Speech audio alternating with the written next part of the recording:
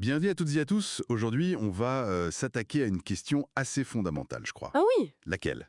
Cette idée que beaucoup de gens ont, qu'ils sauraient quoi faire dans une bagarre, tu vois. Cette espèce de confiance. Ah oui, je vois très bien. Cette conviction, parfois un peu surprenante, qu'on serait capable de se défendre physiquement. Exactement. D'où ça vient, pourquoi certains sont si sûrs d'eux et d'autres pas du tout. C'est une excellente question. Ça touche vraiment à la perception de soi, à l'image qu'on a de ses propres capacités. Alors justement, pour explorer ça, on va s'appuyer sur une série d'interviews. Des témoignages recueillis dans la rue à New York. Voilà. Et l'idée, c'est un peu de décortiquer les raisons derrière cette confiance. Ou ce manque de confiance d'ailleurs. On va regarder ce que les gens disent. Qu'est-ce qui influence ça? L'expérience passée? Le fait d'avoir fait un peu de sport de combat? Ou juste la taille, le physique? Exactement. On va essayer de comprendre les facteurs, expérience réelle, entraînement ou son absence criante, les aspects plus psychologiques, et puis oui, la stature. Et surtout, ce décalage qu'on sent parfois entre la confiance affichée et, bon, la réalité probable d'une vraie confrontation. C'est ça. Le fossé entre l'imaginaire et le réel en quelque sorte. Alors, allons-y. On entend d'abord pas mal de réponses affirmatives, non? Des «oui, je pense» ou des nuances genre Oui, genre ça dépend de mon niveau de colère ou j'ai déjà fait des bagarres quand j'étais jeune. c'est ça.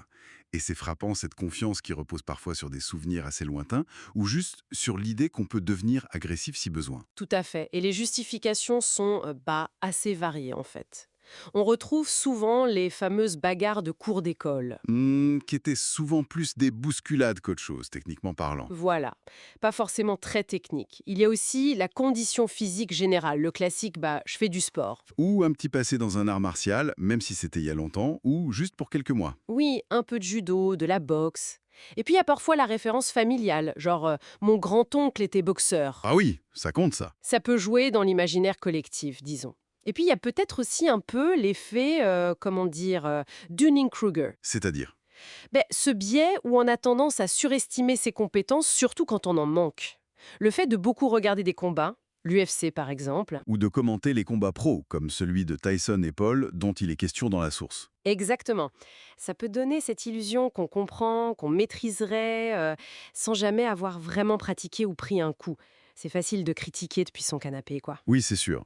Mais à l'inverse, et c'est ça qui est intéressant, on a aussi des réponses beaucoup plus prudentes. Ah oui, clairement. Beaucoup de lucidité même. Des gens qui disent franchement, probablement pas très bien, ou je pense que je perdrai, j'éviterai ça à tout prix. Tout à fait. Et là, ce réalisme, il est quasi systématiquement lié à une chose, l'absence totale d'entraînement spécifique. Logique. Oui, pour ces personnes-là, la stratégie est assez claire. C'est l'évitement, la fuite même. C'est une réaction somme toute rationnelle face à un danger qu'on ne maîtrise pas. Certains parlent aussi de demander de l'aide, non? Genre appeler un ami qui sait se battre. Oui, soit pour avoir des conseils, soit carrément pour que l'ami soit là, comme présence dissuasive. D'autres misent sur une préparation, disons, mentale minimale. Le fameux bien dormir la veille. Voilà. Ce qui est un peu léger face à l'imprévu d'un combat, on est d'accord. Carrément. Alors si on demande aux gens ce qui fait un bon combattant, qu'est-ce qui ressort le plus? Ah, là, les idées convergent pas mal. Le mental revient énormément. Garder son calme, ne pas paniquer. C'est ça. Ensuite, bien sûr, la technique. La taille est parfois mentionnée aussi. Et puis, l'idée d'un entraînement vraiment complet. Le MMA est souvent cité comme référence, j'ai l'impression. Oui, c'est un peu la discipline reine aujourd'hui pour ça. Mais ce qui est intéressant, c'est que l'importance de l'entraînement, de la technique, elle est reconnue même par ceux qui n'en ont jamais fait. C'est vrai. Le créateur de la vidéo le dit bien d'ailleurs, hein. La différence entre une personne lambda non entraînée et quelqu'un qui a même un peu pratiqué, elle est juste énorme. C'est pas qu'une question de force brute alors. Non, pas du tout. C'est l'endurance, la gestion de la distance, la capacité à encaisser un coup sans paniquer, la technique pour frapper ou se défendre. Combattre, ça n'a rien d'instinctif au-delà de la réaction de survie pure et dure. Et cette question un peu folle.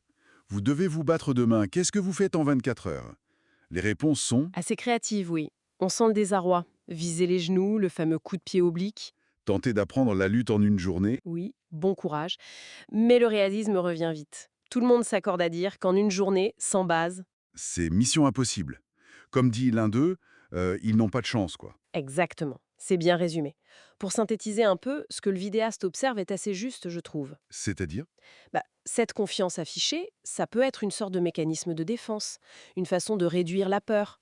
D'ailleurs, Quand on les pousse un peu, les gens deviennent un peu défensifs sur leurs capacités réelles. Hmm. Au final, le consensus qui semble émerger, c'est que la vraie confiance, l'assurance, elle vient soit d'un entraînement concret, vérifiable, soit d'un avantage physique, net, comme la taille. Et les autres sont souvent plus lucides sur leurs limites. Voilà, beaucoup plus réaliste. Donc ce qui ressort de tout ça, c'est une image très fragmentée finalement de notre rapport à la violence physique, à notre capacité supposée à y faire face. Oui, une perception souvent déconnectée de l'entraînement réel ou de l'expérience. C'est un mélange assez complexe de psychologie, de vécu parfois un peu enjolivé, de conditions physiques et aussi d'idées reçues. Un sacré cocktail. Tout à fait. Et ça nous laisse peut-être avec une réflexion pour conclure. Je t'écoute.